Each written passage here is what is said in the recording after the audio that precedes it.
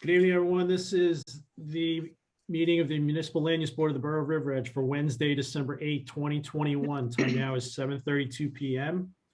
This meeting of the Municipal Land Use Board of the Borough of River Edge is being held remotely and recorded via Zoom due to the COVID-19 pandemic and is in compliance with the provisions of Executive Orders 103 and 104, the Open Public Meetings Act, and associated regulations. Notice of this meeting was published in the Bergen Record on January 20th, 2021, in the Ridgewood News on January 22nd, 2021, posted on the front doors of Borough Hall and posted on the borough's website. The notice included the dial-in and login information necessary for public participation and access to this meeting remotely. A copy of the agenda for this meeting was made available on the borough's website near the posting of the meeting notice and included the dial-in and login information. During the public comment period of this meeting, if you would like to make a public comment, please press the raise hand button on Zoom or dial *9 on your telephone keypad to raise your hand. The board will address you by name or by the last 4 digits of your telephone number. You may mute and unmute yourself by pressing the microphone icon on Zoom or dialing *6 on your telephone keypad. You must state your name and address prior to making a public comment. Members of the public were permitted to submit written comments prior to the meeting via mail or email, which will be read during the public comment period. Marina, you call the roll, please. Okay, Mr. Mayor, Present. Mr. Caslin, Here. Ms. Boland, Oh, I know I saw her. Oh, maybe she's having technical difficulties. Yeah, she was here a moment ago. She's coming I'm back. sorry in. about that. there she is. Yes. Mr. Merman, Here. Mr. Grosso is absent excused. Mr. Cray. Here. Mr. Erikellian, I believe, is absent today. Councilman Kamigo, Here. Mr. Gibbons, Here. Mr. Pfeffer. Here. And Mr. Esposito is absent as well. And also for the record, I'm here, Marina Steinley, and Mr. Behrens, the planner, is here as well. Okay. Thank you very much. First item on the agenda this evening is approval of the minutes from our meeting of November 10, 2021. I do have one comment, revision to the minutes, Okay. that we need to put a note, and I'll send the revised copy to Ed, a note that the video and audio copy of the November 10th, 2021 meeting held via Zoom web conferencing was not recorded and saved. Okay. So we'll just put that as a note at the end. So then if people come back looking for the minutes, then they'll know we knew about the recording at that time. Okay, very good. Any Need a comments? motion? Any comments from the board? No comments? I'll take a motion to approve as drafted. All motion approved as amended. Second. Mr. Merman, Mr. Cray, thank you. We just do a And we can do a voice vote. voice vote. Yep. Okay, Everyone was there. Okay. All in favor? Aye. Aye. Any opposed, any abstain? There being none, the minutes of November 10, 2021 are approved. Next item on the agenda is the memorialization of a resolution to withdraw an application for Asan Breton, 17 Elizabeth Street, block 1407, lot 2. Any comments on the resolution? Mr. Chairman, I have several questions. Yes, Mr. Murray. The December 22 reference to that date, is that the correct date? Because that's the next meeting. Oh, I'm sorry. I put the wrong date. It should be the 8th. Okay. And Marina, just for the sake of the record, would you explain the without prejudice as it applies to this application and any future one that might come in for a similar type of variance from this applicant? So the applicant chose to withdraw the application after many adjournments and they have a right to do so, but this application will be withdrawn without prejudice. The applicant or any future property owner or tenant could come before the board and produce a similar application. They would have to go through the steps of paying for an application fee, renoticing, and republishing for the application. Thank you. So this was a voluntary withdrawal by the applicant. Right. Any other I just questions? wanted that on the record. All right. Thank you, Mr. Merman. Any other questions or comments from the board? Okay. With the change mentioned by Mr. Merman, we have a motion to approve. So moved. Mr. Second. Gibbons, thank you. Mr. Merman, thank you. All in favor? Aye. Any opposed, any abstain? There being none, the resolution is passed. Marina, or will you send Mr. Chairman and I another copy of that so we can sign off, or should we, we're not crossing anything off on that, right? No, I'll send a copy in the morning with the revisions. Okay, thank you. You're welcome. Next, pretty much does it for our agenda items. Complete. We have no completeness review on the agenda this evening. New business. Yeah, we Mr. Mayor? do. Who brought that up? Tom, you brought that new business up. Right, Mayor. So tonight before the board, we have a list of, I guess, ordinance points to discuss, but another one had come up recently within the past week that's not on the list that may warrant some attention, and that is the question as to what animals can be kept on residential properties. And in this one particular case, a gentleman had proposed the keeping of chickens on his property, and I think there have been a number of requests or people even keeping them over the last number of years. So there was a question as to whether or not the borough should take a stance in the ordinance as to what type of animals are permitted or prohibited. The zoning ordinances are generally permissive, meaning that only the things they permit are allowed, and thereby anything that's not specifically permitted is automatically prohibited. So in reviewing like requests, we've taken that stance that, okay, if let's say chickens are not permitted, they're prohibited. So I didn't know if there was any need for now or for the future for, to the borough to take a more explicit stance on this subject. And I believe Marina was going to chime in on that. What exactly yes. is permitted? Well, the ordinance doesn't speak to animals per se at all. So not that I'm aware of in the zoning ordinance. So I understand you're where you're going saying with that that. Dogs and cats are not listed in that ordinance. I know they're listed in other ordinances because we collect fees for licenses for dogs and cats. I can come back to that, and I think I understand Mr. Gibbons' point that if they're not expressly permitted. Well, just, what is allowed? I mean, obviously Right. dogs, cats, lizards, snakes, like things like that are permitted, but where do we have it delineated, I guess, to? what is I'm not allowed? aware of it being delineated in the zoning code. I think as the mayor suggested, there may be other ordinances that tackle it. I've seen what other towns do. They'll define what constitutes a household pet.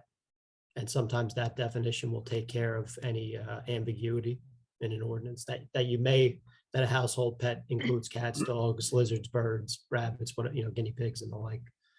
And maybe in the health code, maybe. It may, I'm doing a quick search now of animals. I'm not entirely sure, but that's a good place to start. I'm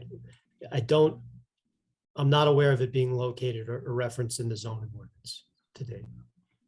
Yep, and my comment was that under the zoning ordinance, it specifically says that section 416-10A, any use not specifically designated is specifically prohibited, with the exception of accessory and conditional uses. So if they're under that interpretation, I'm not sure I think that you would be able to prohibit the use or any farm animals, type animals, non-domestic animals. Right, but I guess to play devil's advocate, it doesn't say that you're allowed to have dogs or cats either. So I don't, yeah, I know we don't need to go down the rabbit hole on this. Maybe it's fine the way it is. And we'll just, stay the course. But again, it came up within the last week, and I think it's been an issue, over time. But, maybe the ordinance is just fine the way it is. If it's not broken, don't fix it. I'm sure people have had, I'm most certain that I've seen at least a couple of chickens in our town. So there definitely have been out there over the course of time. Yeah, chapter 122 of the code talks about animals, and I'm looking at the definitions here. It talks about dogs and cats, and it doesn't really talk about anything else. And then it talks about, kind of what you can do with animals, and when you have animals, what is required of you as an animal owner.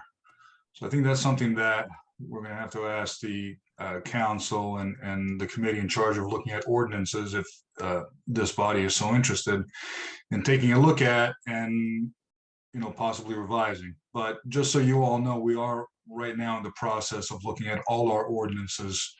We've hired a firm to do so, to review everything to make sure that we're up to date.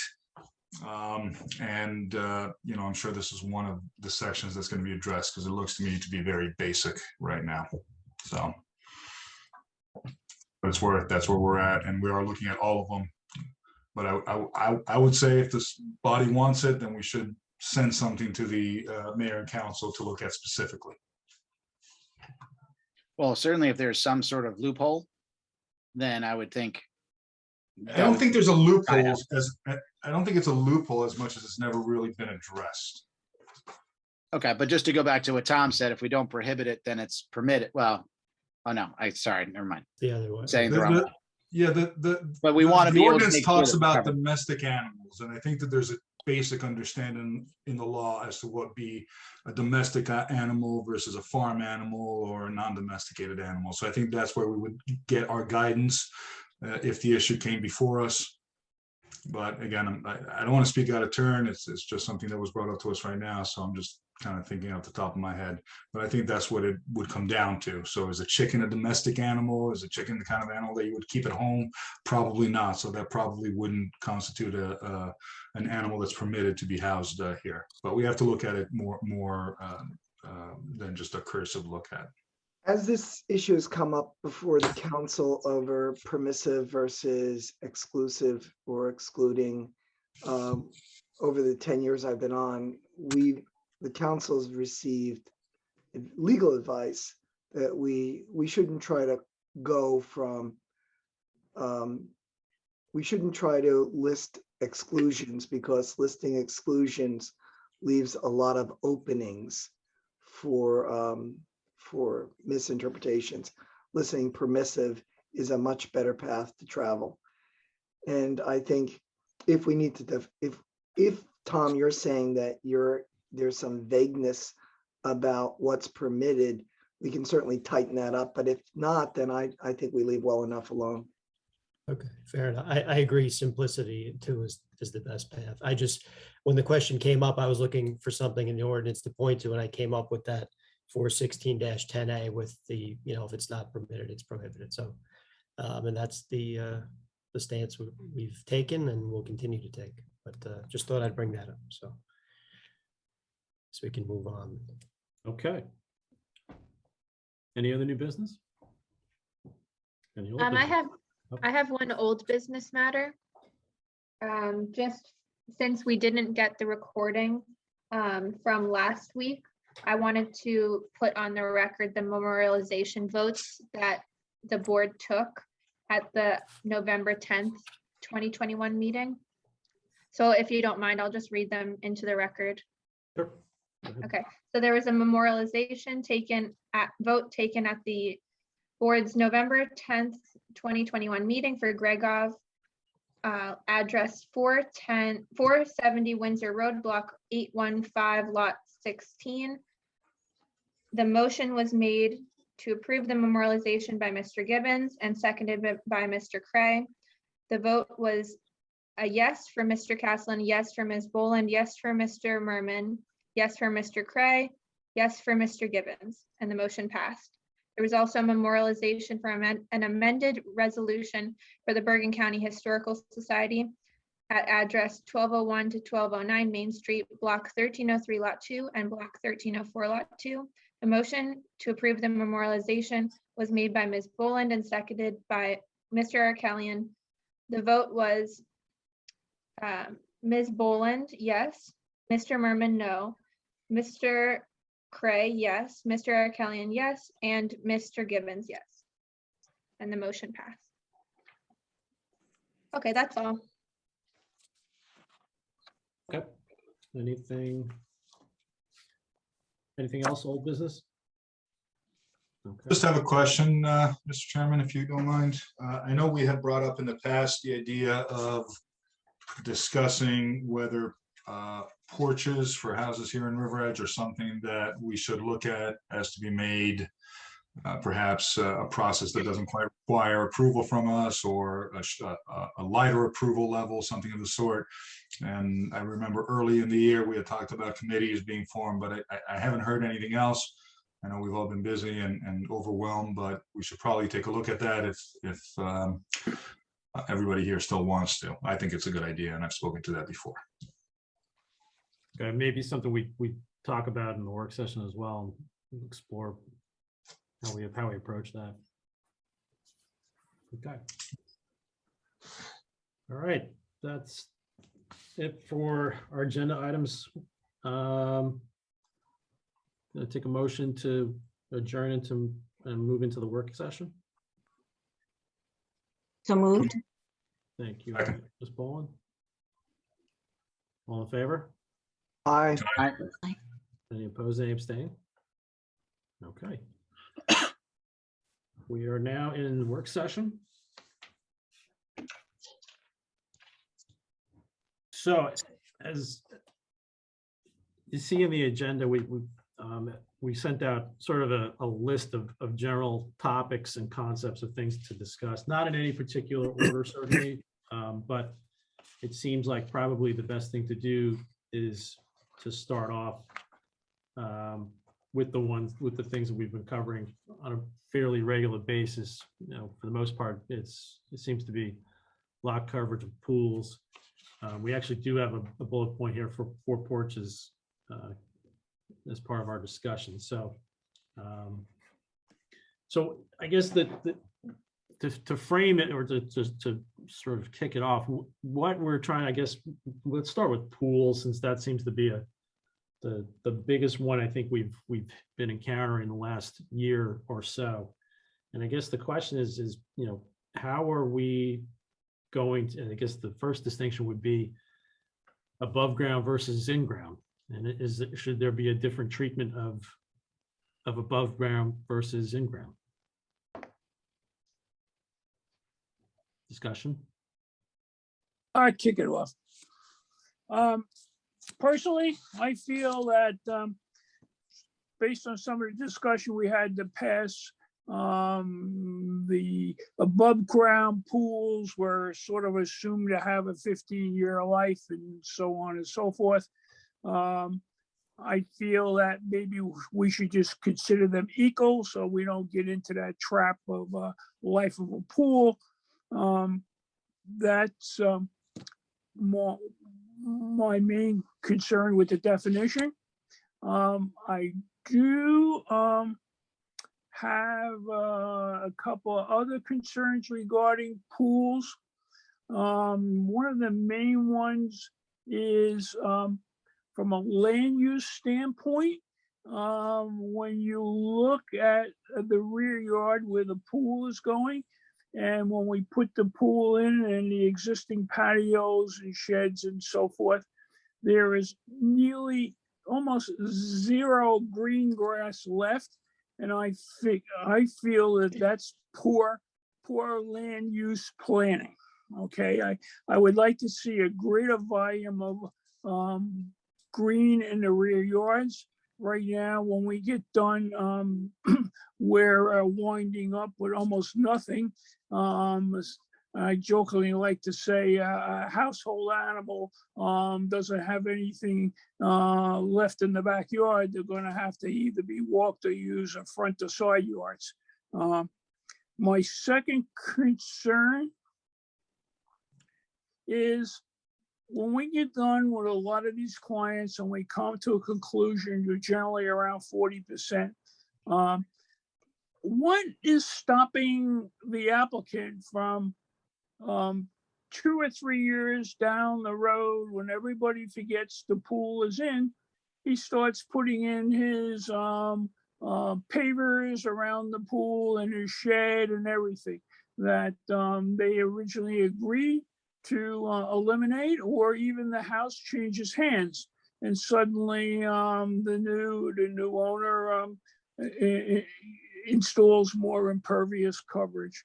I'm a little concerned that in the end we're going to defeat our original purpose, and we may want to somehow figure out a way, if we can, to control that. So I gave you a couple of items to chew on. The first one, I hear what you're saying, and it sounds like there's an enforcement issue to your last point there about, how do, to people who decide to put things in after the fact, and is that something where there's, does that become a building department item, a zoning officer item to go out and inspect on a regular basis? Don't know. I know this is an ongoing issue of people installing things without permits. And so I've reviewed it internally with all the planners in my firm. I've asked other zoning officers and the like, and there's a few ways it can be handled. Well, first I'll say that I don't know of any towns that do regular, let's say, inspections of the neighborhood, unless they have full-time staff that are, sort of policing neighborhoods and looking around for things. So the only other time or opportunities that we have to become aware of these infractions are, one, if a neighbor calls, two, if sometimes it's just obvious that something doesn't look right. So you might stop over or look in the files to see if they got a permit. The third is if at some point they actually do submit for a permit, for a house addition, let's say, but all of us, they just threw on a deck maybe 5 years ago without a permit. So, you identify that then. And there's another option that some towns implement where there's an inspection that's done at the CO. If the property changes hands, that the town would review to make sure that not only the building is up to snuff, but also that the grounds are, that the property is. So there is, a separate effort or manpower that goes into that. I don't know how many COs the borough processes on a monthly basis, but there's some effort. And the thought process is that the new owner would essentially have a clean bill of health that you would know at that point in time when they got their CO in 2006 or whatever it was, this is what the property looked like. And, it gives them, I guess, assurance moving forward that what they have is lawful, but also the borough would have an understanding of when things occurred and, might be able to stop things that way. Again, there aren't many towns that do that. I know Wayne does that. And there's a few others. That's something we could provide guidance on if that's of interest, but otherwise it's generally you get the calls, visual observations, or when applications actually do come in are generally the standard ways to find out about these things. What about Yeah. I like the CCO one when he comes in. TCO, right? That's what it's referred as. Right. Yeah, I like that one, and maybe we could craft something where if there's a swimming pool or something else very large, that he's going to have to submit a calculation or something, which would trigger a review. And just, the flip side of that, of course, is that when somebody goes to sell their home, that prolongs the process. And that if, let's say, they don't have an up-to-date survey, now they have to get a survey prepared if something has to get fixed. So that, there's, it's not necessarily, a burdensome free process, but it is. That, I mean, from someone who deals with that pretty regularly, I mean, that could happen when, people put in a hot water heater without asking to, Right. or start the process to do, lighting in the property and they don't close the permit or something like that. So that is something that does come up from time to time in sales where something wasn't done and something has to be fixed. The sidewalks are upended or something like that. Right. It would just be, it would behoove the resident to find those things out beforehand. I agree. I think the Right. CCO time, would be the time to do it. I mean, we have about, 110 to 140 sales a year in River Edge. Right. So, that's not that many over Mhm. the course of time, over the course of a year, per week, 2 a week, 3 a week. But I think that could be a way to kind of curb that, because I mean, it's not just a pool. That could be the problem. Someone could have taken their whole backyard and paved it, Yeah. and we Right, don't there know are plenty anything of about it. So instances. it's not just this one particular circumstance. There could be a million Right. things they could have done to that backyard. That That would also require whoever's inspecting to go back and take a look at all the paperwork as well, right? There's no way that somebody can look at the house and say, well, maybe this was put in and it shouldn't have been. You have to take a look at what was allowed before. That's a lot of research and a lot of work that we're asking somebody to do. No, you just gotta do a Oh. calculation. You're gonna get a survey anyway. You're gonna get an updated survey if he's gonna have particularly a mortgage. And let his surveyor put it on the surveyor. And that will Calculation's explain- not gonna say what this land use board or before this, the zoning board and the planning board's allowed in the past. Just because it's over the amount of coverage doesn't mean that it's a violation if the land use board allowed it. But Council President, wouldn't that burden fall upon the current seller? The seller should be keeping records of their home, I know. And so if the calculation shows that they're over, then it would be like, well, do you have something from land use board? If not, then. I mean, if I have something from the land use board, unless the old owner got it before this requirement to keep these records was put into place, and he got the variance from the land use board or the zoning board, back 10 years ago. It's up to us if we're saying that they're violating something to show how they're violating it. And we can't now say, by the way, anybody who's ever come to the land use board, you should have kept the records, because as of today, we want you to keep those records. And if we're talking about going forward, I understand that. I still think that we're going to be required as a town to do our due diligence if we're accusing a homeowner of having violated something.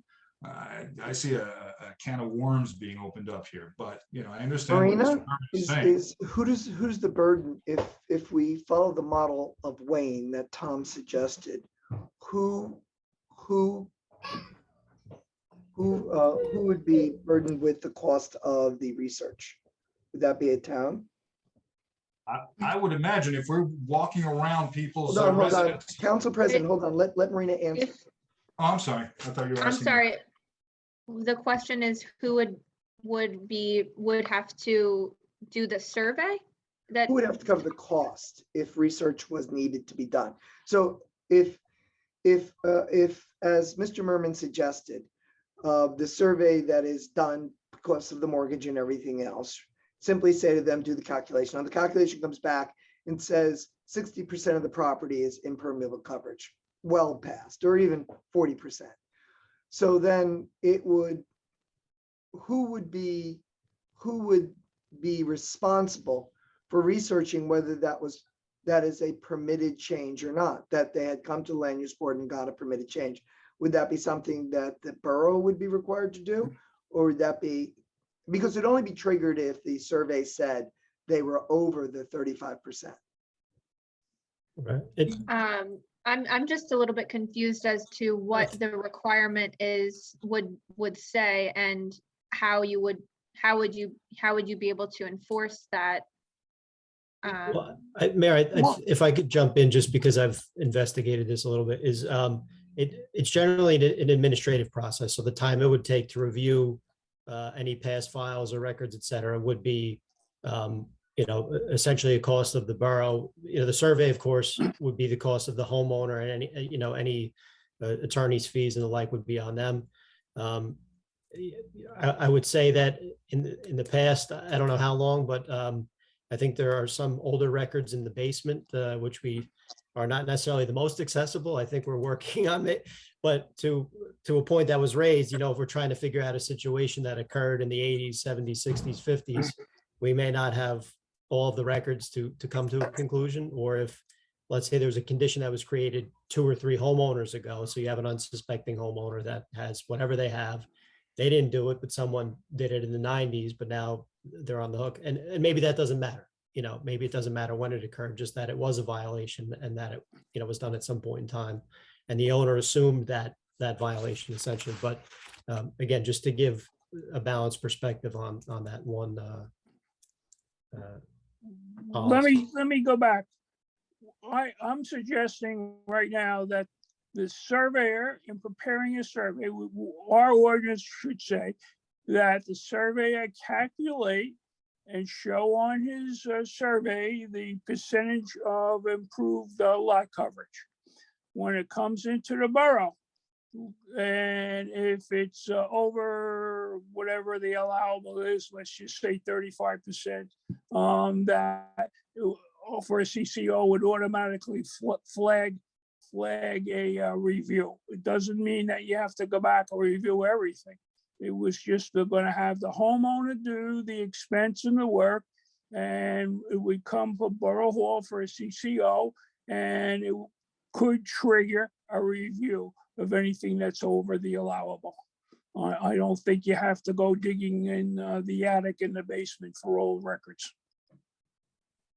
I would think if at that point, if the inspector that's going out for the CCO has that survey in hand and can look and see, you know, a 10 by 10 deck on the survey and there's a 30 by 30 deck on the property, then, you know, there's a problem. Now, again, I see where you're going, you know, Mr. Canigo, you know, that we don't want to go crazy and, you know, fault people for, you know, 60 years ago. But I think we also want to make sure that we don't have properties that are 60% covered. You know, and I don't. How are you gonna make sure not to do that? You know, so I don't want to let those things go, and then, you know, that person with the 60% property comes in for a shed, you know, and all of a sudden has a problem. So I think there might be some method of doing it, you know, like what's mentioned, you know, if they have a survey, they have to provide a survey either, you know, from their past sale, or, you know, a lot of the lenders want one No, anyway. the current condition. When he surveys for the new mortgage, he has the current conditions to let the surveyor run the calculation. It's right there on the survey. But they don't always need a new that's your survey. evidence. Right. They don't always need a new survey for a lender. Well, So it may be an extra expense for and actually the buyer typically pays for the buyer, yeah. the buyer would typically be paying for it if needed by their lender. So And- it could cause a new expense of, you know, $800 for a seller. There's also a time element too. I don't know how surveyors are operating, but, you know, add on a month or two, I would imagine, or maybe less, but. But it sounds like there's really two different issues here. One is, you know, are we looking to document the condition at the time of sale so that going forward, we know what happened and we have a clean record? Or are we trying to go back in time to find out that there is an unapproved variance that occurred? I mean, there are two different things. The first one's easy enough to do. We're going to document what's there and say, okay, going forward, this is the starting point. This is what they inherited when the house transferred to the new owner.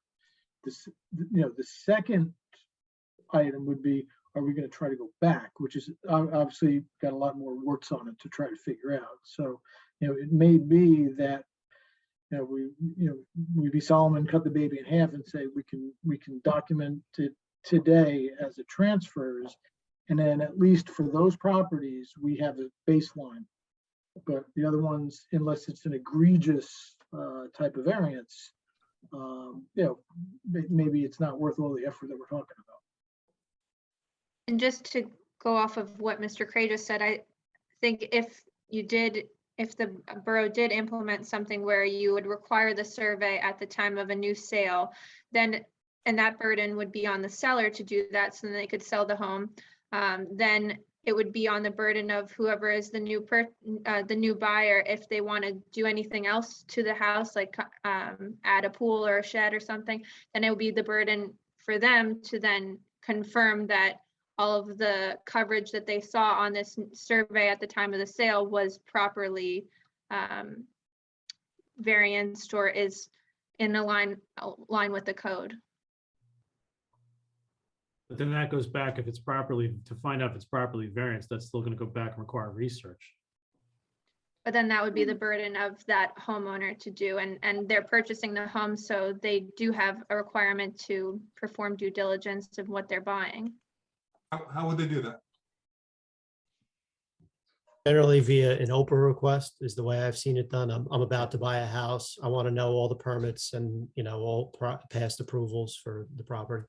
And if it's an open request, we're already required under statute to do that. It's already something. That's- That's already a and that's burden of the done- borough. That's done on most sales.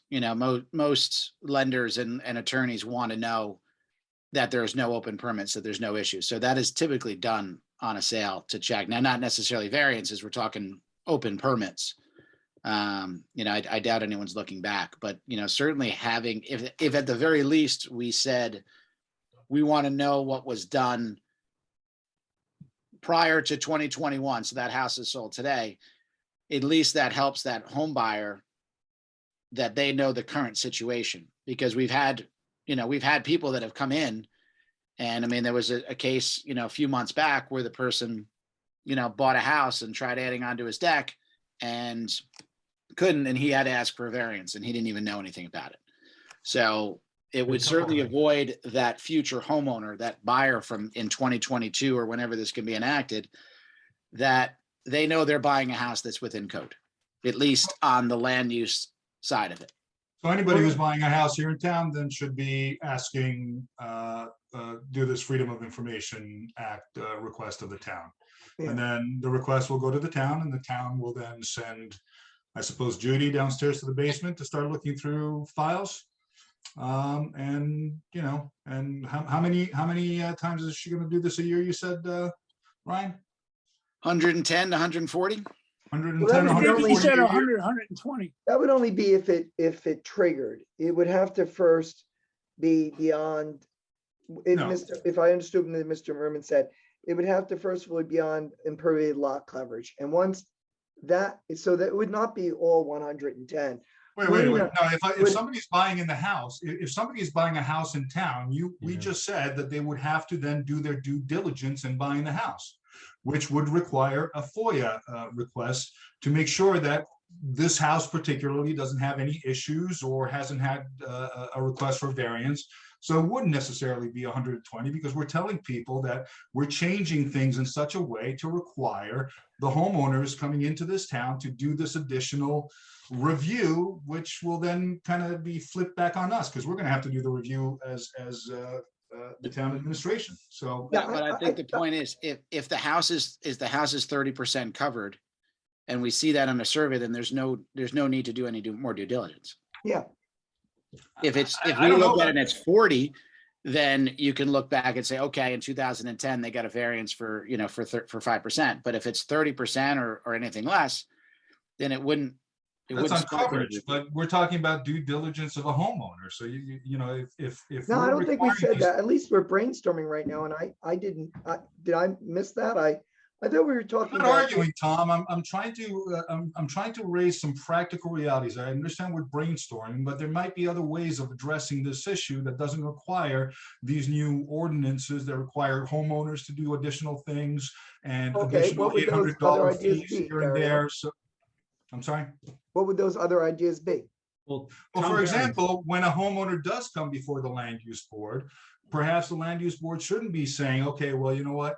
40.3 is just over 40, so let's go 40.3, or 41% is just over 40. And there's a reason. There was a basketball court that came to us earlier this year where the owner increased coverage, and we started saying, well, is it, isn't it? And we argued about those things. Maybe the hard line should be at the land use level and not beforehand or afterwards. That's what I'm saying. We have Yeah, the but- ability to just say no to people if Yeah, they but come that's by. not the topic we're talking about. We're talking about people illegally covering their land. And what are we going to do about it? If they never need to come for a variance, then we have all these properties that are getting more and more covered. Well, I'm not Right. saying they What should about- come for what about variance. They if- absolutely should come for variance. I'm saying that we should hold fast at our numbers and You know, not just I bid. think you're talking about apples and oranges. I don't think that's what Mr. Berman brought up. Mr. Merman, can you clarify what you were suggesting? You're muted, Mr. Merman. You're still muted, Mr. Merman. Can you There hear you me go. now? Yes, Okay, my concern is that, I'll give you an example, or somebody comes in, somebody comes in, we give him a variance and at some percentage, and as a result, he doesn't get his pavers around the pool, he doesn't have his shed, and so on and so forth. And a couple of years down the road, he says, well, the town forgot about me. Now I can go in and install all those amenities. And we're not going to catch it, forever catch it unless they come before the board. This way, if the house changes ownership, they do a survey, have the surveyor calculate the improved lot coverage. When it goes for a CCO, somebody looks at the map and sees what the percentage is. If it's above the allowable, it triggers action. What about a permit process for a pool? Tom Barons, are you aware of any municipalities that have that treat this as a permit situation whereby you go in, you apply for a permit, you get it approved, and it's got it's got a sunset, call it, I don't know, 3 years, 5 years, whatever the case may be. That sort of creates a mechanism whereby, you've got a certain period of time. You can't really do much to monkey around, because when you go back for your renewal, you got to make sure you've complied. Are you aware of any places that have that mechanism in Well, place? so to install a pool, you need a permit. And I believe permits do have an expiration. It may be, let's call it 1 year, where they have to actually do the work. And Right. then, at some point the work commences, which could take some amount of time, and they're supposed to come back to Borough Hall, to the building department, to close out the permit. That doesn't always happen. But I think the question or the issue that seems to be what happens in year 2 or 3 or 5, after the permit's issued, after the work is done, then, is there a mechanism that gives us a second bite Well, at the no. apple, if you? No, I think I was saying a little differently. So Okay. that's the building process. I'm Right. more, I guess what I'm asking is more along the lines of what it is that the relief we're granting. It's an approval. So you go in, you seek, you file an application, if you go through the process, you're approved to construct your pool, you construct your pool, but as part of that process, you now have the right to have your pool Mhm. for a certain period of time. It's almost like an operating permit. Oh, I see what way. you're saying. Like Yeah. a license? Kind of like a license, yeah. So to your point, the pool would only be allowed to exist for some amount of time? Well, or- I'm thinking out loud, but I'm just saying, is that something where people kind of, on an annual basis, you get, not an annual basis, I'm thinking a little bit longer, because you don't want to make it totally burdensome to Councilman Keegan's point. Oh, I see what you're saying, like a permit where they have to come in on a regular basis. Like every to- 4 years or Right, every, to reissue their permit. Right. To renew their permit, rather, and demonstrate compliance in order to, to be honest, I haven't heard of it. It's something we can review. But then what happens? You end up Aren't you chasing- still They have to facing have the a fence same around the pool. problem? And just I to missed it. comment on that as well, any approvals that the board specifically makes run with the land, so I don't right, no, think that. I'm Okay. not, yeah, I'm just suggesting maybe it not be a land use Hmm. jurisdiction issue any longer, be something else handled by another part of the. So I'm wondering, One I question know on that that. in some places they have to put a fence around the pool for safety's sake. And that might trigger, and because of that, I don't know if we have that.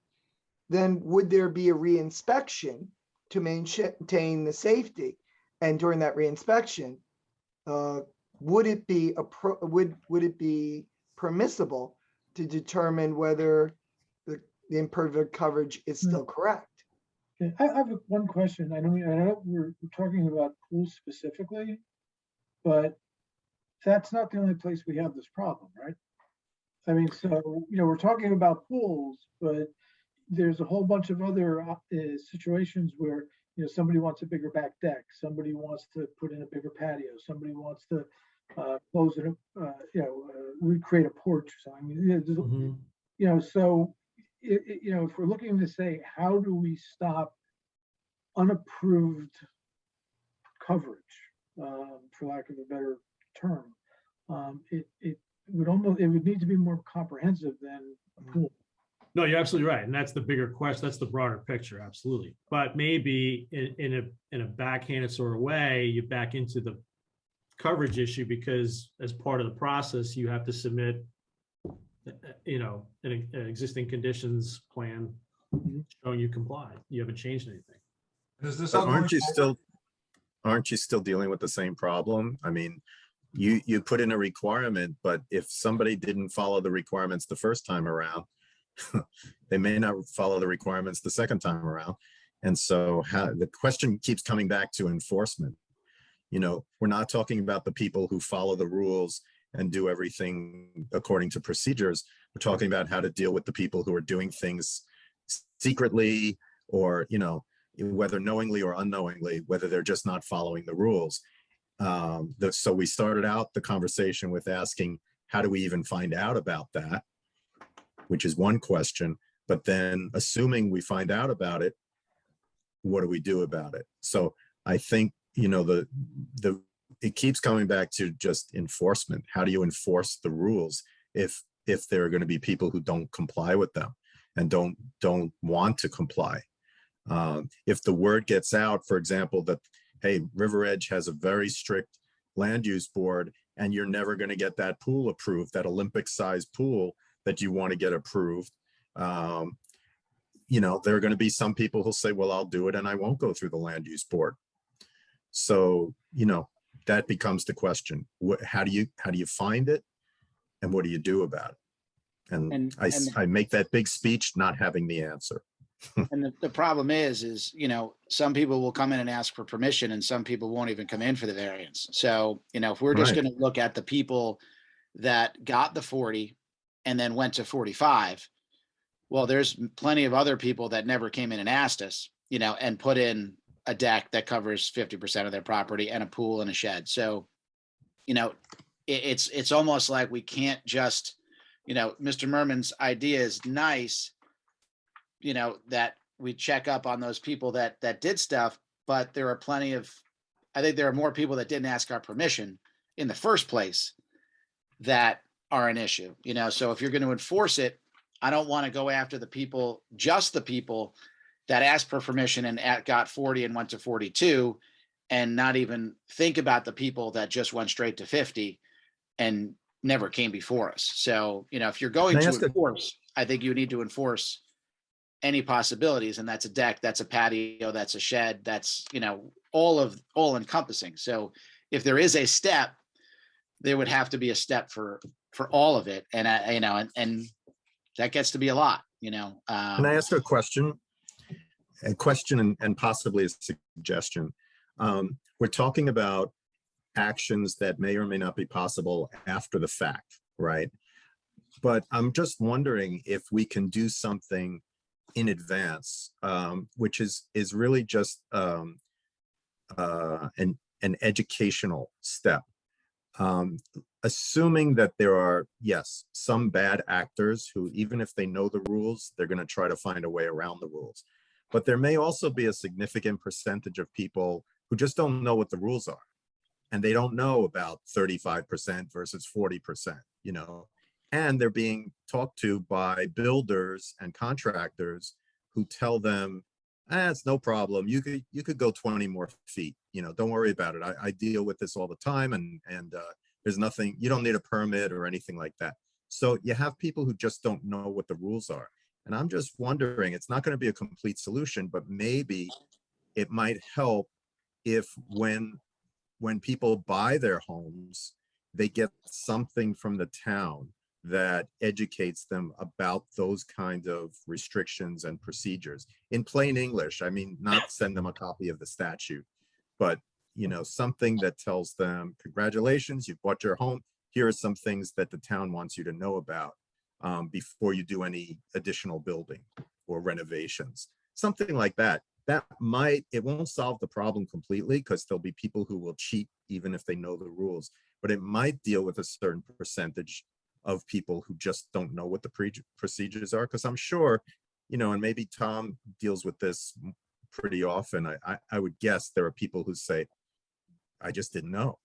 You know, I put that pool in, or I put that deck in, or I put that fence in because the guy told me I could, you know. So maybe that might help. I love that idea. I mean, they're already getting a piece of paper with their CO, you know, and it could be on the back side of the CO, you know, that these are, you know, some things to know. And I agree, there are, I would say most buyers have no idea that there is a land use board, you know, and that they, you know, that they need permits, you know, and I see it a lot, you know, that, you know, my brother put in my hot water heater. I don't need a permit for that. I don't need a permit for a new boiler. You know, there's lots of things that people just put in. Right. And I'm sure there are plenty that, you know, not necessarily a pool, but, you know, a deck, you know, I can put a deck in myself, you know, I can put pavers in myself. So there's, you would at least put the onus on them that, you know, when they come in and say, well, I didn't know I couldn't go to 50%. Well, when you bought your house, it was on the, you know, it was on your CO.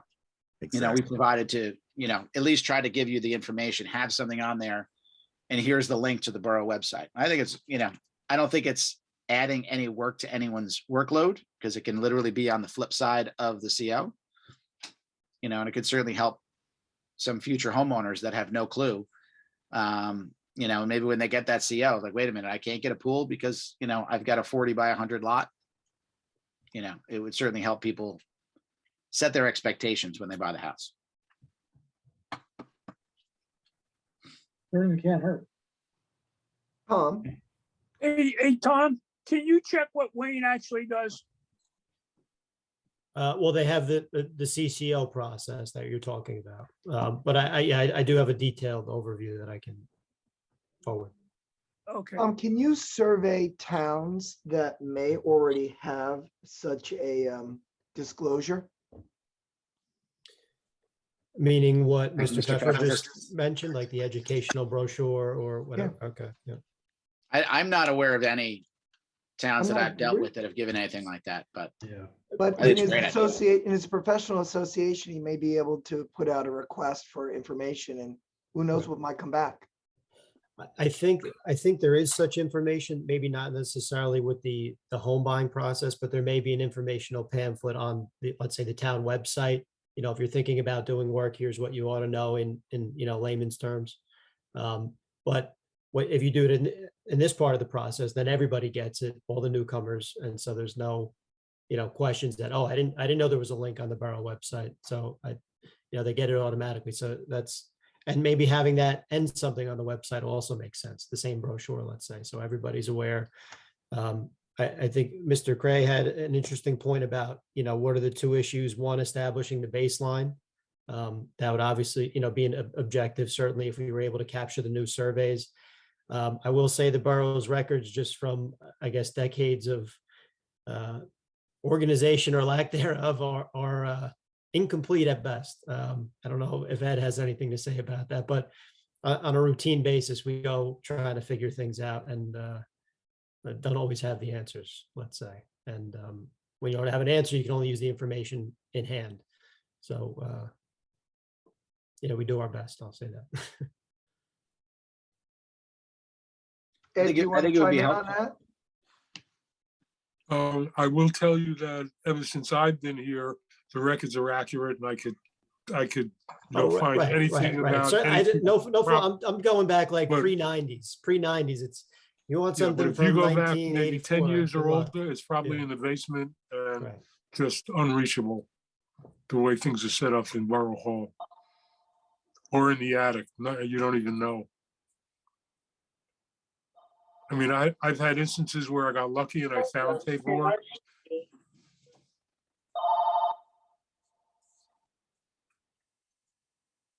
That's it. See, Councilman, you have your hand up? Yeah. Yeah. I have a question. How do grandfather laws come into play with everything that we're talking about? So if somebody built a pool in 1976, What was the So permissible usage at that time? The percentages, are they the same today as they were back in 1976? How do we address those types of issues? And there's a lot of pools in towns already and a lot of decks in town already.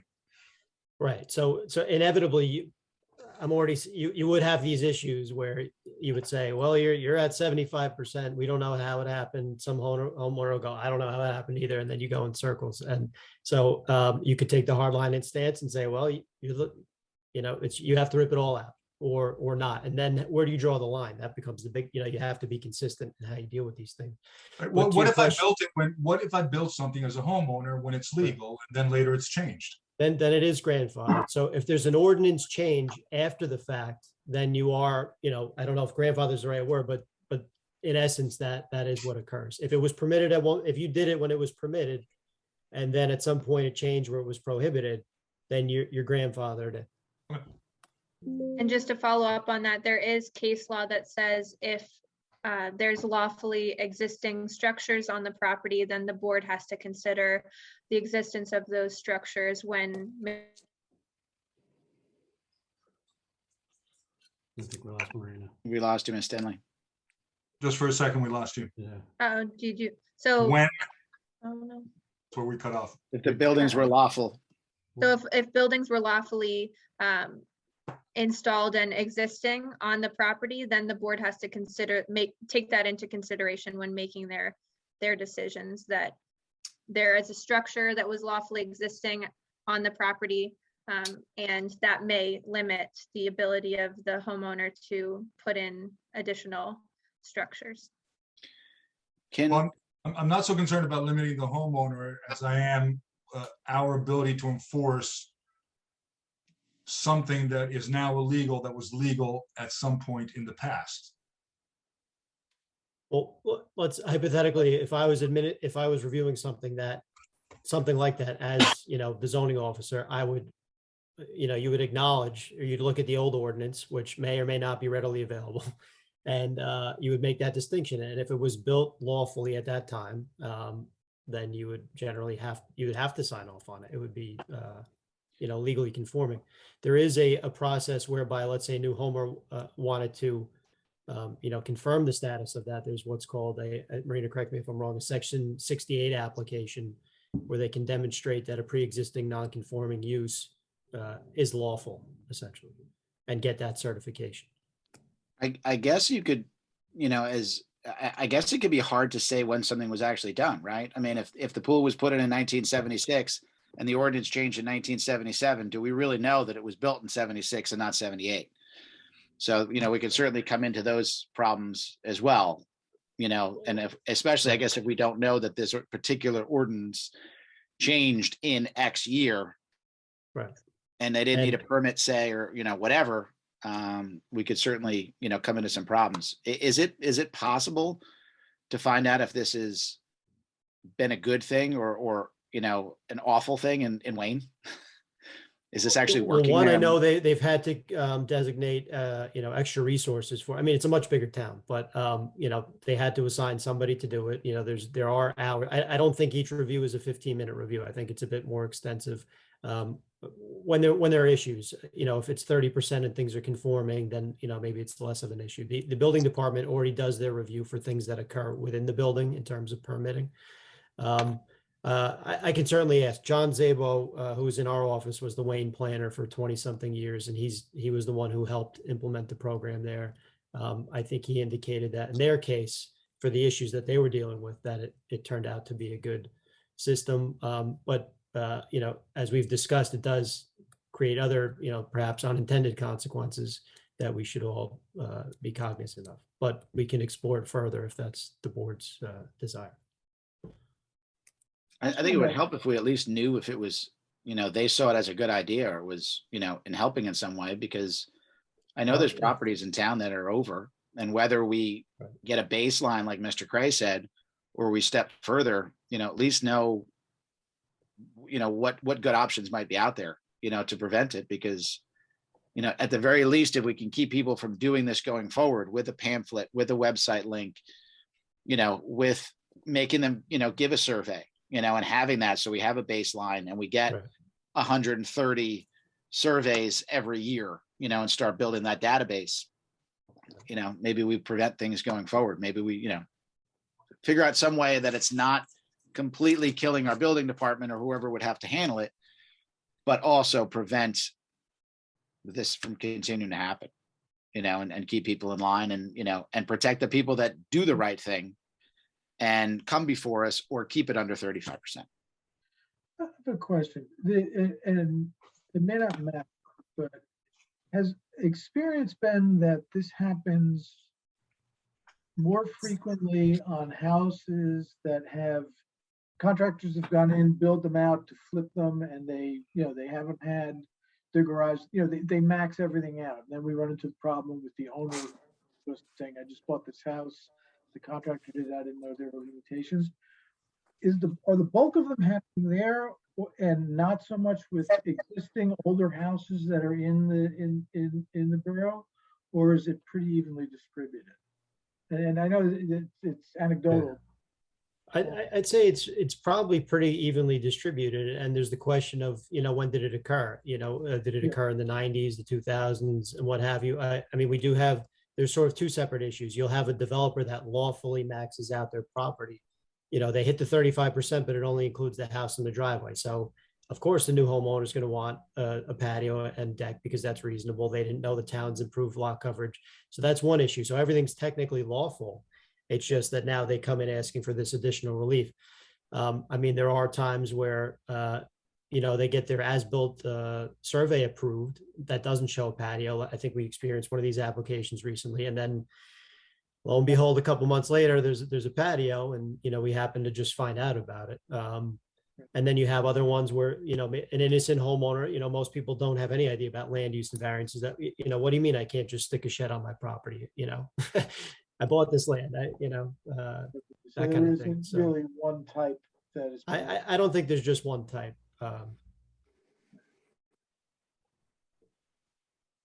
Well, as Go far as the ones with the developers, we're already addressing that by making sure the town gets the as-built before allowing a sale to go through. So that Right. part that's automatic. And as-built, when they're finished with the project, they have to prove that they're conforming. So it sounds like we're already just that half of the non-conformities. It's the question for the ones that have been done without permit. I have a question on that as-built. Right. So how early before their CO are they getting that? So the reason I'm asking is I could see them getting a CO, let's say today. They passed all their inspections and they're good, but now they put the house on the market tomorrow. And 2 months from now they close. But in the meantime, the buyer says, well, I want a deck. I'll pay an extra 20 grand to put the deck on. Is there some step between getting the CO and is there a difference between that CO and the CO they get to sell? And is there any step in between that to prevent them from then adding that deck? Because I think we had that situation at least once this year where a deck miraculously appeared. Right. I think that is the distinction between as you said, that you get the CO to occupy the building that the builder would get, but then there's that subsequent CCO. I think, when the sale occurs, and that would be the step, at which the property transitions from one hand to another, and that new owner assumes responsibility of the property and any violations thereon. But they shouldn't. The builder should, because we have enough guys that are doing houses. Oh, well, they should. I just mean in theory or in practice, that's, they own it. It's their baby now, once. Right. But I'm saying, so, is there, and if there's not, I think there should be some sort of check and balance between when they're approved Right. and when that house actually changes hands, because we know that people will come in and say, I want these upgrades to the house. So to prevent now that homeowner coming back and saying, well, I want a pool, and all of a sudden they need to get a variance because their deck is, put them over, so to prevent that, putting that on a homeowner that doesn't know any better and benefiting a seller, a contractor who made an extra 20 grand on the house, because they said, oh yeah, sure, I'll put on a deck and there's no consequences for him. Right, they walk away, the sale's done. and I'd that's rather it. go after the builder than the unsuspecting buyer Right. who thinks, yeah, great. Oh, I can get a deck for 20 grand. That's great. But doesn't know that they just went from, 34.99 to Right. 40. It's something I can look at. I don't have the exact framework, figured out, but we could try to figure something. I understand what you're saying, so I think we can try to look into it.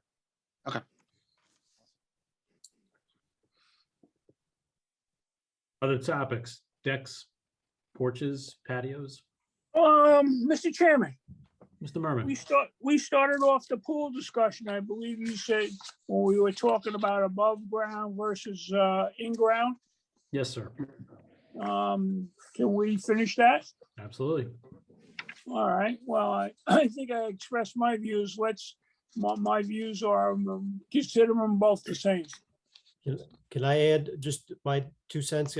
I think Yep. where we left with the last pool application where this came up, I think, and feel free to give a different opinion now, or just an opinion. I think we talked about having in-ground and above-ground pools count as improved lot coverage.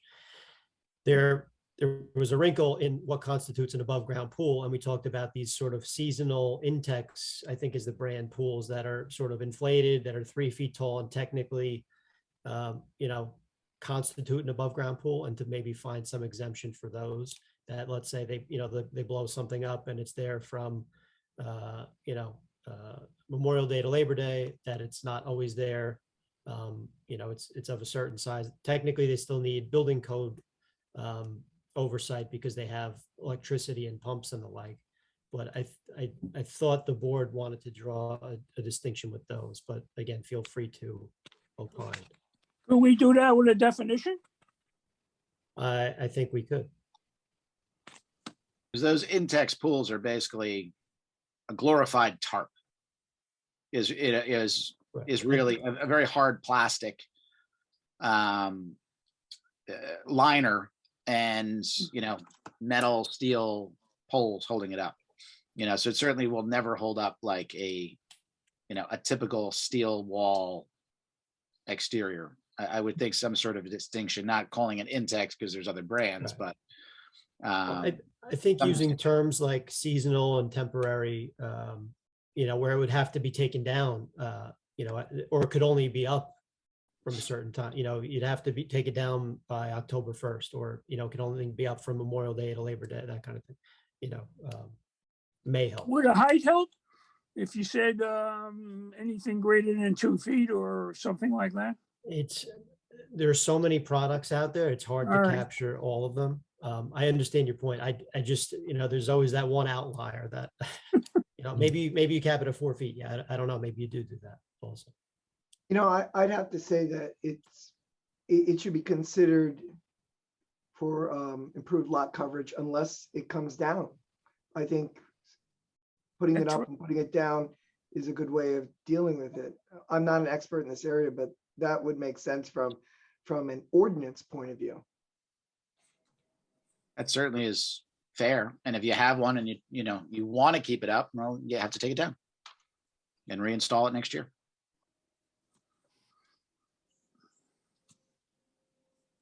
The benefit also is that you don't have to get You wanna take into a how poll and big just it say it once. is, who makes it, what new products come in. It doesn't matter. It's considered improved lot coverage unless you can take it down. And if you can put it up and take it down, and the dates, I think, the dates matter. Yeah, something like October 1st to, I don't want to say Memorial Day, but April April 1st. 30th. Yeah. I think that's fair and reasonable, and certainly you're not going to be jumping in the pool after that. Not if you're sane. Polar plunge. Is there any aesthetic concern on the above ground pools, the permanent above pools versus an in-ground pool, or is that a non-issue? I would say that's a subjective thing. If they are only located they're only permitted, in the rear yard, and they're required to have minimum 10-foot setbacks. So you won't see them in the front yard or the side yard. They do require a fence, as far as I'm aware, or at least there's a sort of ladder with a shell that closes, sort of a safety mechanism so kids can't climb into it. But I think not drawing a distinction between in-ground and above-ground pools, then you're not in the position of promoting above-ground pools. So, where I think if let's say they were exempt from the improved lot coverage calculation, you might see an influx of above-ground pools. It's subjective. From an aesthetic standpoint, I don't know how you otherwise regulate it, and other than saying it has to be in the backyard and at least 10 feet from property lines. Well, and that's the fence, the safety fences, how tall do they have to be? Building code, I think it's 48 inches, but I'm not 100. And I mean, it's not necessarily a solid fence, but it's a building code compliant fence. Yeah. Yeah, self-locking Right. latches. Right. But I think that, the reason people would put in an above ground versus below ground is cost. I'm sure they're significantly cheaper. And, you would discourage people that want to have a pool that just can't afford whatever it costs for an in-ground pool. So maybe, Tom, you can come up with a suggested definition for, or, how we change our existing definition, maybe bifurcate it. Okay. Along the lines of definitions, and I don't mean to jump into a new topic, but we have the issue of improved lot coverage. And that definition, I'll just read it. It says the percentage of lot area which is improved with principal and accessory buildings, structures, and uses, including but not limited to driveways, parking areas, garages, and other man-made improvements. And my thought was that at a minimum, maybe we should include pools just so that it's clear that they're included in the definition. Because there's a separate part of the ordinance that actually exempts pools from accessory buildings and structures. So I think perhaps to make that clear would alleviate any ambiguity moving forward. That seems to make sense, yeah.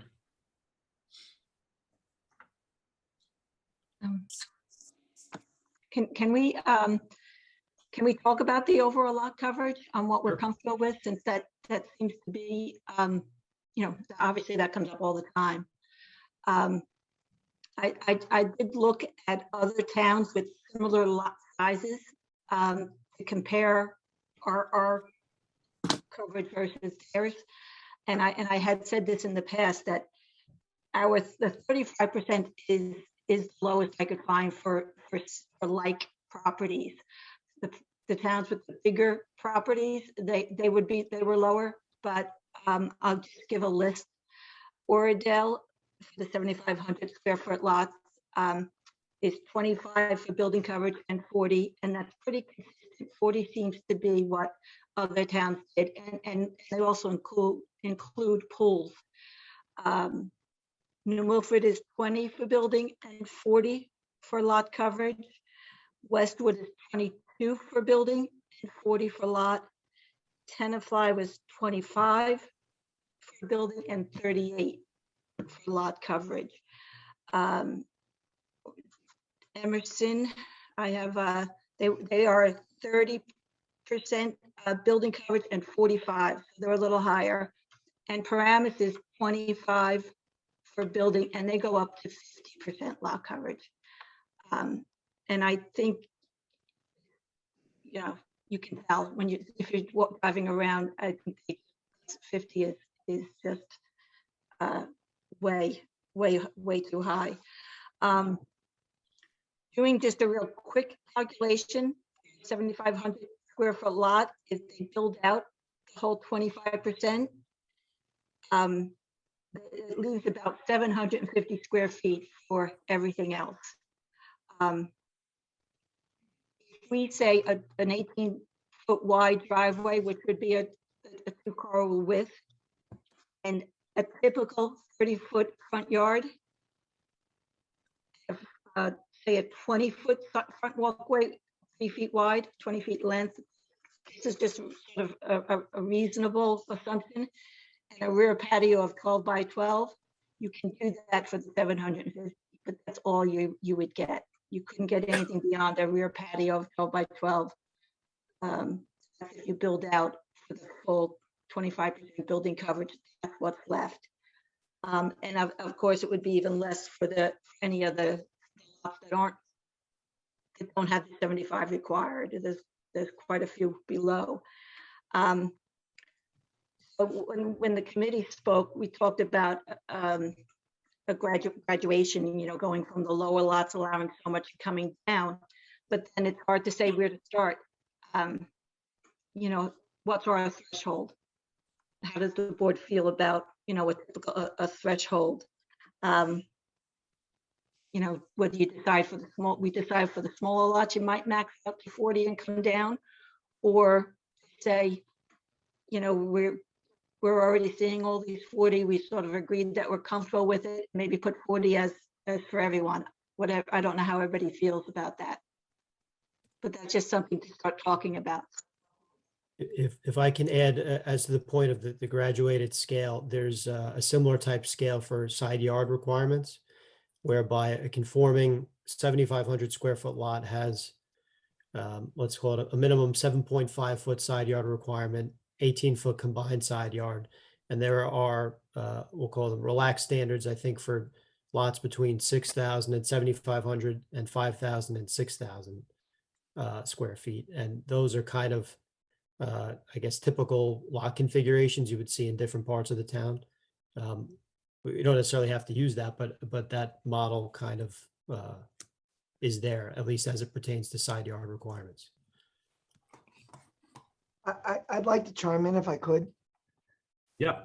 My concern with the graduated system is it turns the smaller lot areas, which tend to be the less expensive homes, into more of an urban area. And that's my concern. And so I don't want River Edge looking like Emerson. Emerson's a nice town, people live there, but I don't want us looking like Bergenfield. Certainly don't want us looking like Union City, where my aunt lived, where every house was abutted to every other house. I think it's important that we maintain our suburban feel. And so I have a concern about graduated systems of ordinances or permissibility, because it then tends to make the smaller lot areas more and more urban looking, and then that bleeds into the other areas. And I'm just concerned about that. I'm just sharing an anxiety I have about it. I think the big problem that you have in being someone that's on a smaller lot is that when you have a typical house size in River Edge, you literally have no room for anything else. And, you have, so that amount of extra space is so low that it becomes impossible to have a deck and a patio or a port, or a deck. So, we have some of these bigger properties that are covering, and I don't know what the big numbers, but the amount of land that they are covering is so much more than, but you have people that can't even put in a backyard, they can't even have a deck, and I'm with you. I don't want to be these towns that are completely covered, but we do have properties that you really can't do anything else with, No, I know that. And being built. I guess if I were to use a word, I'm concerned about the creep towards urbanization. But I know for a fact, and I lived here before, and then I moved away, and then I moved back into town. I know that numerous people in town, when they wanted these other amenities, they moved to a bigger house in town. They said, oh, I love this house. We bought it as a starter home, and it's really wonderful, but we can't have the deck, or we can't have the other amenities we want. So we're going to move to another. And I just know a whole bunch of people who did that. And I'm not saying that's fair, but I think that's becoming harder and harder and harder to do in this town. That's true. Because we have million plus houses that are now becoming that move up to house. Yeah. And it's very difficult, and what's happening, and I'm seeing a lot with my friends that are in the Cape Cods that can't pay $1 million. So now they're going to put 300 into their house, and they're putting on the addition on the property that they're on. So that idea of moving up to that bigger house is becoming less a reality in this town, unfortunately. I know, and but you're going to see a lot of people that are going to do those renovations that are going to buy the Cape, and because they can't buy the next house straight out because it's $1.1 million, they're doing the work themselves. And, it makes it very difficult on the people that are, my house was redone. It was a Cape. They basically, they filled out as much as they could, and I can't put in a backyard. And it's not just, I'm not being selfish. No. There are plenty of people in town that are in that boat that they just can't do it. And now they can't buy that move up house.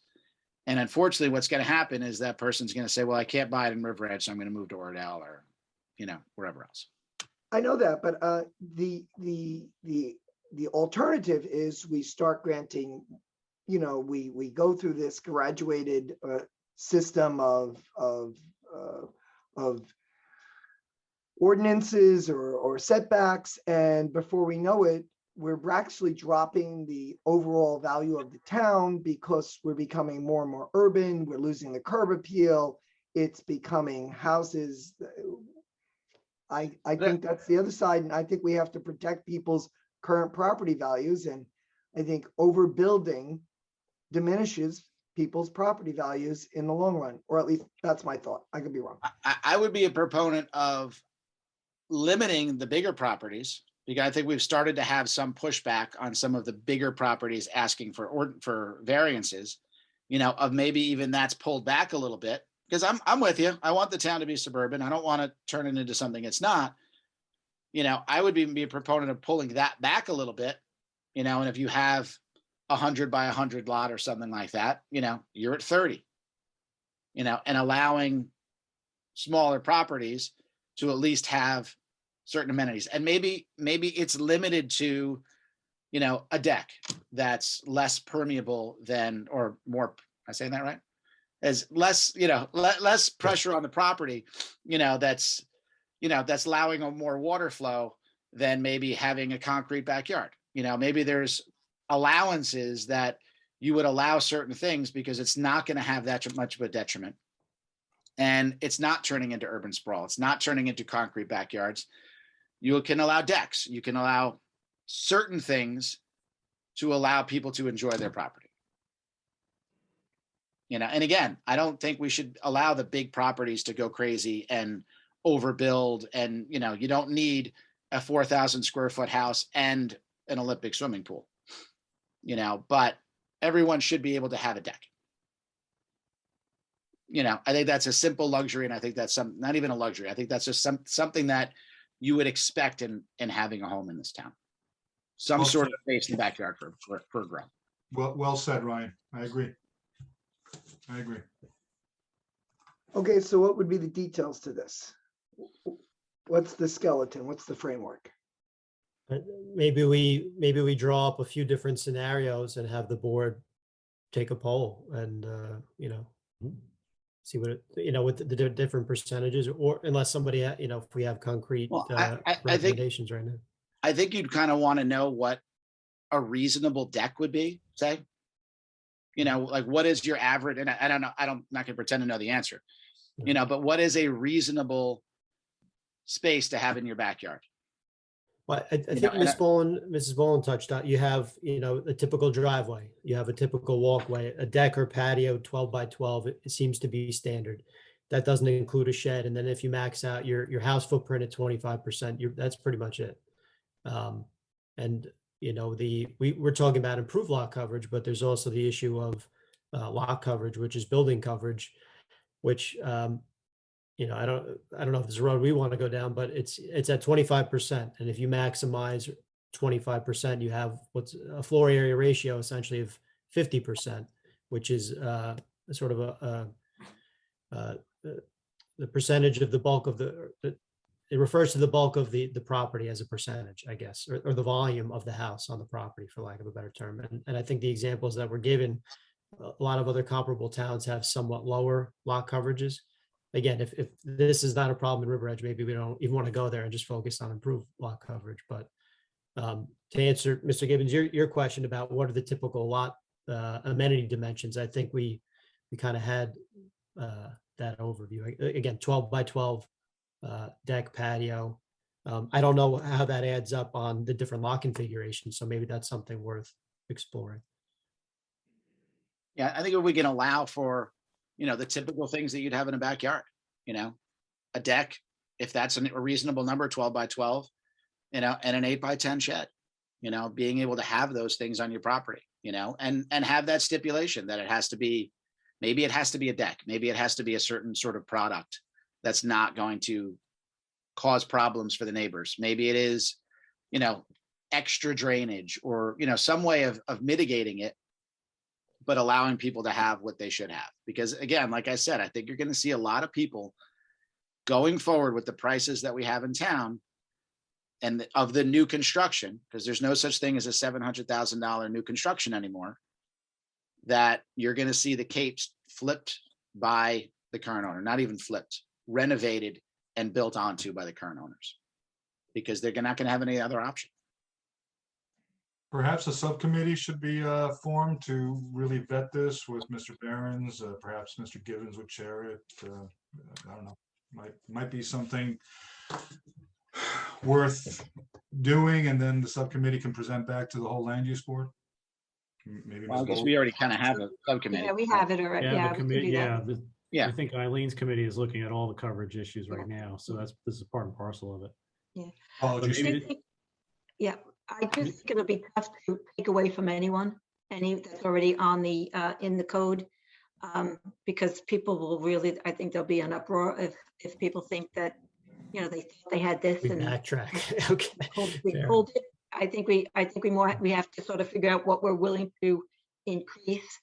I don't know that we can pull anything back at this point. Fair enough. Would it help the board, in addition to having the dimensional calculations, to have, I guess, like a sketch, property sketch of the typical, or are the calculations themselves just sufficient when we add up the driveway, the house footprint, the rear amenity? I mean, for me, I would be concerned about the issue that Mr. Gibbons said at the end, where having to do with drainage.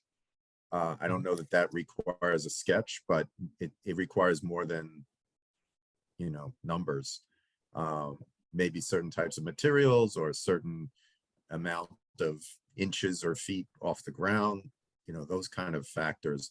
Because one thing that I know the mayor addressed several weeks ago or months ago that directly relates to this discussion is that it's not just a question of properties abutting up against each other, but obviously the flooding issue is getting worse. Climate is changing and we're getting more rain, heavier rain in less time periods. So I think if there is going to be an allowance for additional structures, then we also have to factor in the drainage issues. So that's not to say we should prohibit, but it means we just have to factor it in and figure out a way to accommodate that concern. Yeah, and I can, on that point, I can share with you, the Environmental Commission is looking into stormwater and resiliency topics right now, and it's, kind of front and center amongst others that they're looking at. So a very timely point. And I'm sure there are different products. I mean, I'm sure a deck handles water better than our typical paver patio, so are there, if you're putting in a paver patio, do you have less leeway, to encourage that the products that are going to be better for our drainage? If you put in a deck, you can have X amount of coverage. If you're putting in concrete, you have this, I don't know if there's a sliding scale or something, to encourage people to use the better products for our town and let people have a little bit more because they're doing the right thing for our town. And, Because again, I don't think a deck, it's still sliding through the slats. It's still getting to the, to dirt underneath it. Is that a better product for our town than a paper patio or concrete? Some towns do give a discount for deck surfaces. The problem becomes, the implementation and the individual carpenter who, is the spacing there or not, when they lay down the individual boards. But some towns do have that kind of allowance. But at the very least, you have dirt underneath it. I mean, yeah, I get it. You should have some sort of a gap, whether it's minuscule or not. Mhm. But, I would think that would be a better product for the town and our drainage issues than a driveway, sidewalks, and the lot. So is that type of discount something worth exploring, like a deck would, or some type of I think it is. paving material would get a discount, perhaps in lieu of further increasing the lot coverage calculation? Or I'd be Oh, interested in okay. looking at it for sure. Yeah, I think certainly as the building technologies improve and then take into account, drainage, going forward, there's probably some value to at least looking at it and considering it. And a deck, to the mayor's point, I would think feels less urban than concrete. That'll keep that, urban sprawl from getting into our town.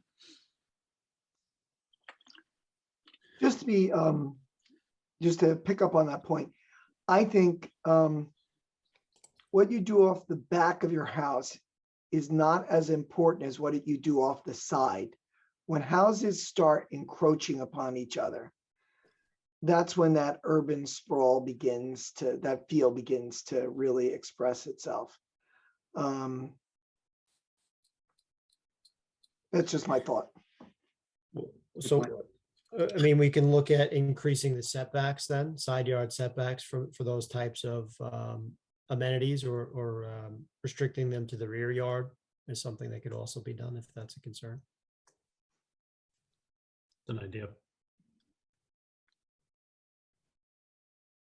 I think it's definitely, maybe we start looking at Ms. Boland, maybe we need to be meeting again soon and come up with some ideas here, because at least there seems to be some interest in exploring these options. Sure. Well, I see the clock is hit 9 o'clock. I think we've covered some very good ground this evening. Going to suggest maybe final thoughts and wrap it up for tonight. I'm just thinking, Mr. Kesslin, we should plan a meeting in January or February while we're all here and we all have our calendars. We can do that, sure. A work meeting? Yeah, to continue the conversation, because if we don't plan a meeting, it's going to die. Absolutely. Ed, can you remind us of we have meetings on the, January 12th and January 26th are the two meetings in January, the planning board. okay. And the 17th is a short week. Unless people have no issue. I know, Ms. Boland, you've got a conflict on which nights? On the opposite Wednesday. The opposite so Wednesday? 19th. Mhm. Okay.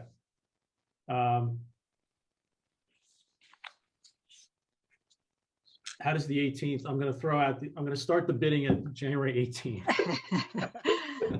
I'm Unless good. anybody else has a better date. If the 11th works, it's the day before our meeting, our regular meeting, but Tuesday or Thursday is probably the best. The 18th comes off Martin Luther King holiday. So I don't know if people are traveling or have plans to be away that week or not.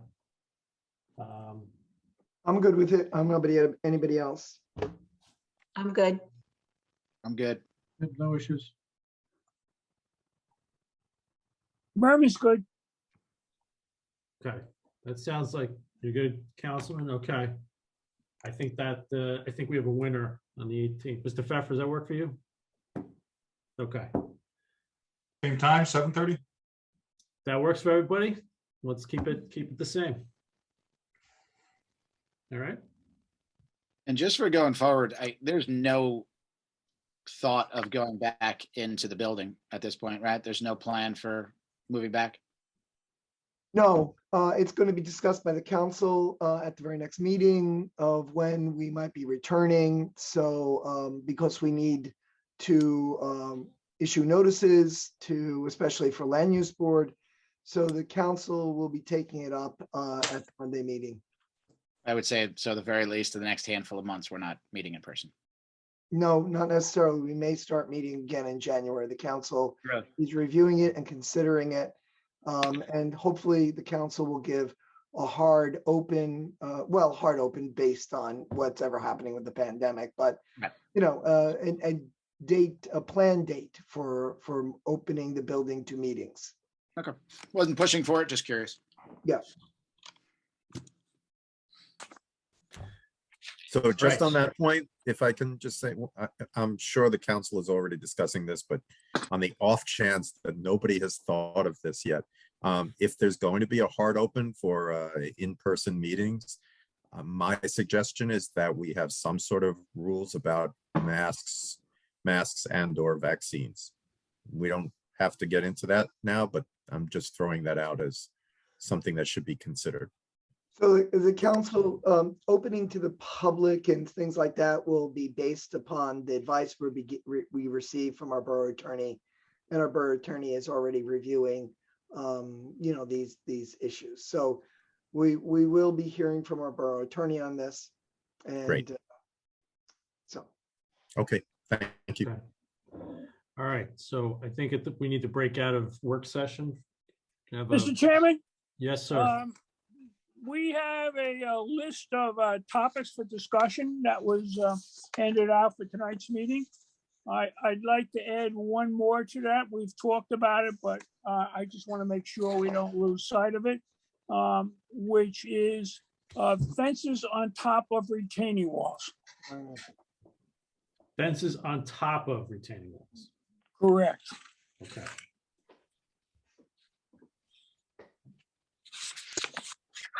Okay, Thank you. sir. Anything further? All right, I think administratively, we need to come out of work session, so I'll take a motion to adjourn from work session. Moved. Mr. Gibbons, Ms. Boland, all in favor? Aye. Any opposed, any abstain? Okay, we are now out of work session. Any final items for our regular meeting? We have to open to the public? We should just open to the public. Okay, I have a motion to open to the public, please. So made, Merman. Thank you, Mr. Merman. Second, Thank you, Mr. Cray. All in favor? Aye. Aye. Any opposed, any abstain? We are now open to the public. Do we have And anybody? there are no attendees. Okay. There being no attendees, I would like a motion to close to the public, please. Can I ask you something before, Mr. Chairman? I just want to confirm on January 18th, we're going to have a work session that continues the discussion from tonight with nothing else on the agenda? Correct, Okay, correct. thank you.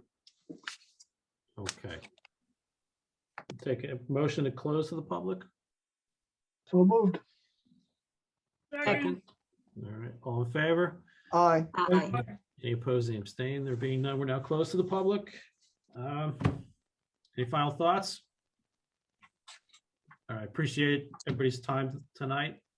And we will see everybody back on the 22nd. Take a motion to adjourn the meeting, please. So moved. Thank you, Mr. Gibbons. Second. Second. Thank you, Ms. Boland. All in favor? Aye. Aye. Opposed, any abstain? There being none, we are now adjourned. Thank you, everyone. Have a great night, and we will Good night. see you on the 22nd. Good night. Night, everyone. Aye. Bye.